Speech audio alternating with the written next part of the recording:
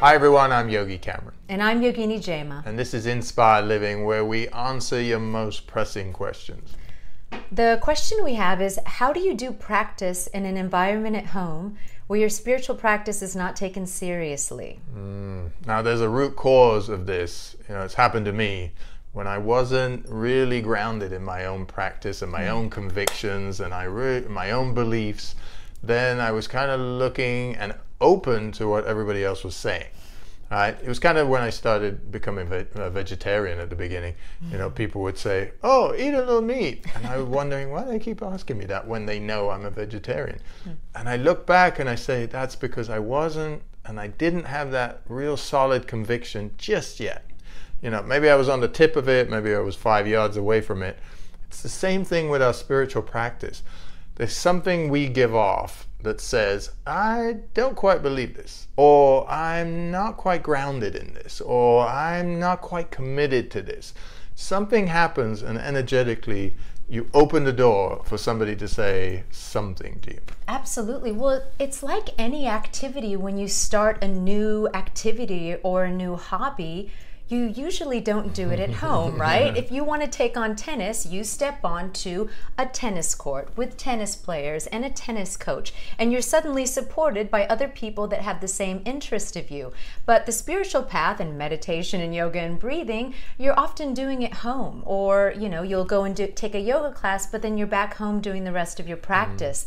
So suddenly you look for that support system at home and it's not there. So what you want to do, in Buddhism they call it a Sangha. In the yogic sciences, they call it satsang. You want to associate with other like-minded people so that you get that support system, and then leave everybody at home out of it. Because think of all the other activities that you've done in life and have been interested in, and you don't expect your mom, your dad, your wife, or girlfriend or boyfriend to be interested in that same thing, right? So go and find other like-minded people, and you can then connect with them, and that can feed that void inside of you. Yeah, and a big tip here is don't try to get everybody else involved in it. Hey, come and practice with me, or let me just talk to you spiritually about life. Because some people are open to it and some people are not. It turns some people completely off because they haven't taken that step yet, or they may never take that step, right? And one of the other complaints is people say, how much you change when you do that, right? You've become sort of spiritual and all your language has changed. Be a little bit more aware of how you speak, around who you speak, and don't speak too much about it because you'll exhaust yourself. And then that will attract more and more people coming to you and maybe judging you and saying things, because when people are in your vicinity, they will say stuff. And part of your spiritual practice is to not block it out, but to be compassionate with it. Well, it's really making it something sacred. When you are doing personal things, or when you're making love to your partner or doing something intimate, it's not something you often share with everyone else. And that's really what this inward journey is. It's an intimate, personal journey. So keep it sacred and let it grow within you, this relationship and this connection that you will start to develop to yourself, and then your higher self and the cosmic self.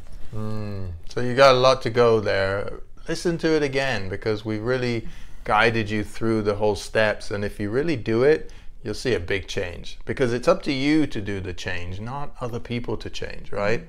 So here we're taking spiritual sort of control over ourselves, and not saying, hey, the world has to change. No, we have to change. We have to be the one who does these things, especially with spiritual practice, right? And then leave everybody else to it, and we don't force it upon them either. And when they're ready, the energy will bring them. So happy practicing. Yes. Come and visit us more on inspireliving.co. Ask more questions and we'll be happy to answer them. Namaste.